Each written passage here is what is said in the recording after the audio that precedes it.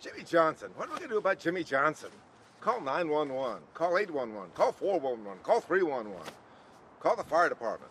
I don't know. Call Bernie Ecclestone. Hey, we got a guy for you. He's too good for us. Jimmie blew him away today. He was so much better than everybody else.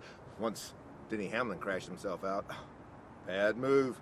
And that's exactly what Juan Pablo Montoya is talking about. He says, with all the guys you got, there are about 6 guys, I guess, right now, really in the chase for the next 6 races. He says the key is you're not going to make ground on any of those guys. The key is not to lose ground and hope they lose some ground. So Juan Pablo played it careful. Hey, I tell you, he's got like 4 top 5s in the first 4 races of the chase, and he's still not leading, 58 points down. He's looking good. He's the only guy that's looking good. Tony Stewart had another bad day, salvaged the 5th, but I tell you, he looks like he's on the ragged edge.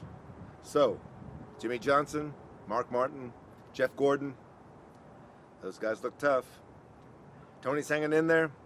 4 of the top 5 guys today, Rick Hendrick powered. Hey, maybe that movie that he did really did some things. Sparked everybody. Juan Pablo's the only guy that's really got a good shot. Greg Biffle crashed out. Casey Kane crashed out and then blamed NASCAR for throwing a caution that triggered the big crash. He says, there was no debris out there for that debris caution. NASCAR was just trying to make a show of it. I think he's going to get called in the NASCAR trailer when we get to Charlotte this week and probably get chewed out. Like Ryan Newman got chewed out for complaining about Talladega.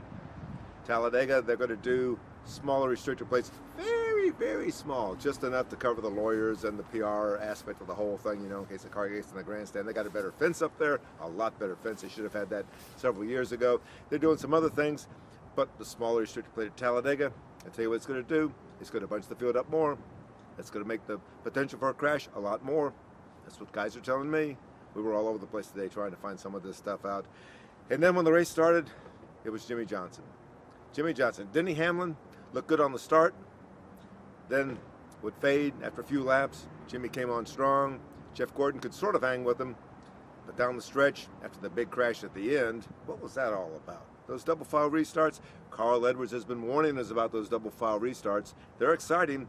Those guys went crazy out there. They went 4 wide at times. You can't go 4 wide even on a track like this, but they went 4 wide.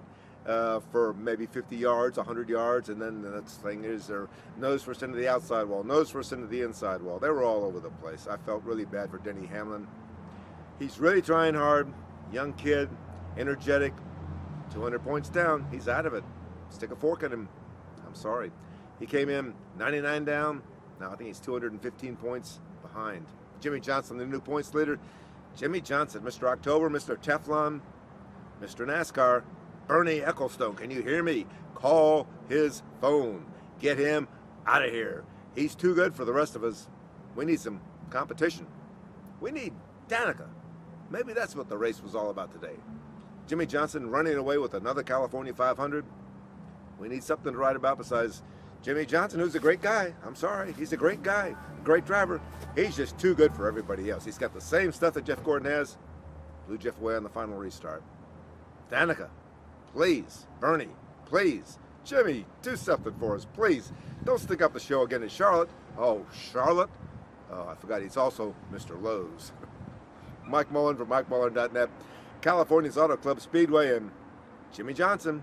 Hey, he's on a roll. Put your money down on him.